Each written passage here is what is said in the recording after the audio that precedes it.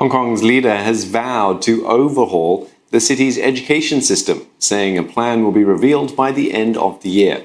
Carrie Lam believes some subjects helped fuel violent anti-government protests in the city. She'd told a local newspaper liberal studies classes had been infiltrated, allowing teachers to push their political biases and feed students with false information. She says greater oversight by the government is needed. Mrs. Lam's comments come after small-scale protests in several shopping malls.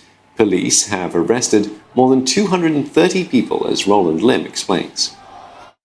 There's a heavy police presence in Jordan, and Tsim Sha Tsui thwarted plans of a pro-democracy march on Sunday afternoon, but hundreds did gather for singing protests across shopping malls across the city.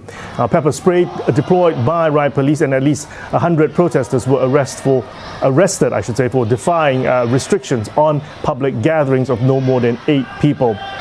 Small anti-government protests have returned to the city in recent weeks after the recent arrest of 15 pro-democracy leaders and the perceived interference into Hong Kong affairs by Beijing's liaison office. In Tsim Sha Tsui, dozens of officers had been on patrol from the early afternoon. At least a dozen people were searched and 2 were taken away to police vehicles. Shortly after 4 p.m, police also entered the Harbour City shopping centre, saying that there was a public gathering of more than 8 people inside. A few were stopped.